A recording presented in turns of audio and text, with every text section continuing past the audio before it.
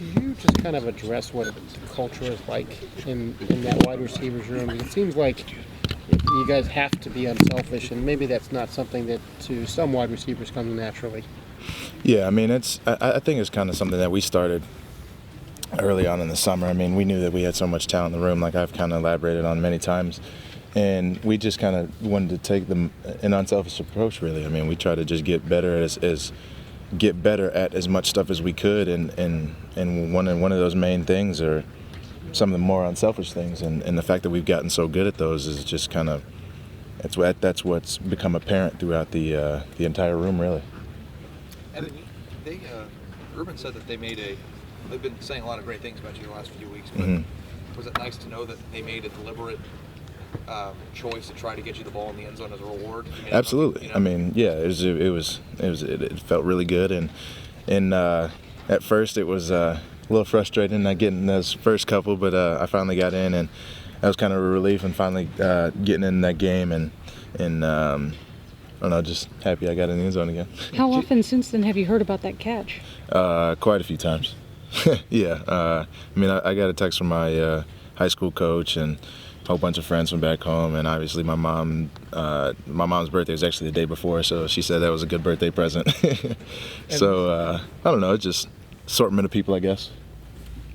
Devin had the catch a couple years ago. It was pretty nuts. You had that catch. Do you guys work on that in practice? I mean, do you work on making tough catches, work on like doing, if you're in a situation where you have to go up with one hand or make. I mean, yeah, we in individual sometimes we'll go about getting to just adjusting the balls and throwing bad balls, having to adjust to them and whatever. But I mean, it's nothing really where it's like, all right, we'll try to go get this one-handed and I'll throw it something ridiculous. I mean, it's just kind of we work on just adjusting the balls, and then when we get in the game, it's just you try to adjust the best you can and go make a play when your number's called. Jalen described the personalities in the receiver room. He described Michael Thomas as the class clown and you as the class president. Are you guys? Is there a certain amount though of diva-ness, I guess, that all receivers kind of have to inherently have? Yeah, I mean, it's. I guess it's part of the position. I mean, everybody wants to do well, everybody wants to score, and everybody wants to name in the big light. But I think it's kind of a testament to the relationships that we have with one another in the room. I mean, we're all so close. We all treat ourselves like family, and we say it all the time. And when one person's doing well, everybody's doing well, And we've really kind of expanded on that notion. The fact that like we wish the best upon everybody. So I mean, if it's not me, it's Jalen. If it's not Jalen, it's Dontre. If it's not Dontre, it's Mike. If it's not Mike, it's Devin. I mean, we all wish the best for everybody. So I mean, whenever somebody does well, we're all happy for them, I guess. I mean, Coach Smith was talking about that. He felt like the end of last year, maybe some of the receivers just sort of wore down physically by the end of the year. Having the 6 guys that you have now, how do you think that will impact that part of it when you guys get to, late? Well, I mean, it's definitely going to have a huge impact. I mean, I can't remember numbers off the top of my head, but I remember that Cal game. We had over 100 plays, and Devin, Philly, and I were pretty much in the game the whole game. I mean, we were 80, 90 plays. I mean, as a receiver, and especially in a no-huddle offense, as much as we run in the game and then throughout the week, I mean, it takes a toll. I mean, you can be the most healthy person in the world, but if you're doing that week in, week out, it's going to take a toll on your body. And us having more numbers this year obviously is going to work to our benefit. I mean, obviously we're not getting this run down into the ground as much as we are, or as much as we did in practice and in the game as well. And knowing that we have so much talent, knowing that we have so much trust between one another, there's really no fall off between who's in the game. And that's one thing that we try to push this year, is to make sure that whoever's going in the game first holds themselves accountable and then holds a unit accountable, because like we developed that family atmosphere in our room, and we don't want to let our brother down. When Jalen was talking about there are divas in the receiver room, but I can't name the divas because the divas are my brothers. Do you like the compliment of personalities? He was kind of saying what each person was and all that. Yeah, I mean, I guess I don't know. We're all fools to our own extent, but we like to have fun, I guess. How many of the hybrid backs are divas?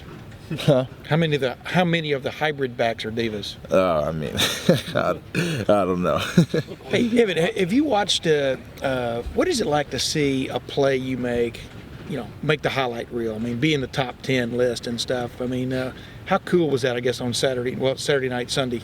It's really that. cool. I mean, I guess when it happened, it's just kind of not. It's not really a thought. It's just you trying. I was trying to go get the ball, and make a play, and get in the end zone. But like going back, reflecting on it, I mean, I've always kind of watching film in here is a lot different than watching it on TV. So getting to see like the TV copy of things, or getting to see highlights or notifications on my Twitter or on my phone or whatever. It's just kind of a different look at what you did. You know what I mean? It's and what do you think? What do you think about that? I mean, what grade would you give yourself on that play?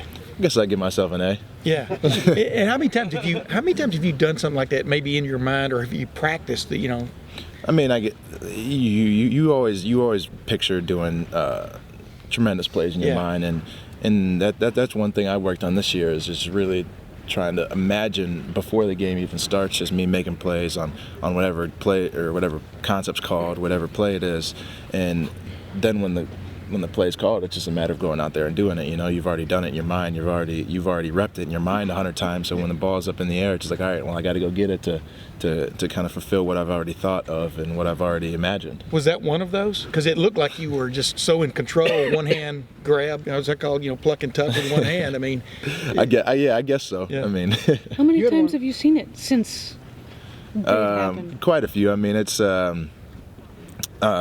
I mean, it was a good play by myself, but at the same time, I'm trying to refocus and make sure that myself and us as a receiver room and us as a team are ready to go this week and succeed.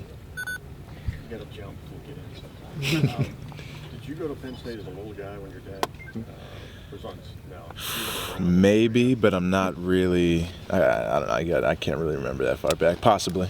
This is the first of 3 straight night games for you guys, Mm-hmm. 2 of which are on the road. Do you almost look at this as pretty big weeks for you guys as you look at the big picture, the national scope of things? Are these like moving weeks for you? Yeah, I mean, we've treated every game as win or go home, really, in that aspect of things. I mean, we got to go out and play our best football every time we go out on the field, and especially with taking a loss early on in the season. Every time we got on the field, we got something to prove. We got a chip on our shoulder, and we got to prove to everybody that, hey, we're a good football team too.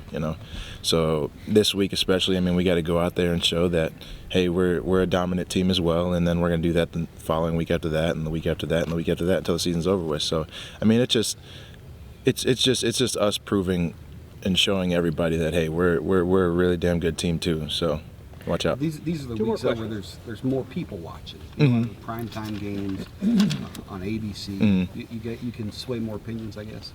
Right. I mean, it's primetime games are always different. Night games, it's great atmosphere and everybody loves playing in them. But it's still a game. It's a game. Everybody's got to strap up their helmets, put on their shoulder pads, and we got to go out there and take care of business. What is JT? Oh, go ahead. I was just going to say, after the last time you guys played these guys, you ran all over them. Mm-hmm. What do you see out of their defense this year as opposed to last year? Well, I know last year we tried to expose as much as we could from them. This year, I can't tell you I've watched too many of their games that they've already played. I mean, I'm going to go in the film room after this and watch some of the related offenses that they've gone against. But I know they have some close games, and I know they're well coached. They got a great environment. It's great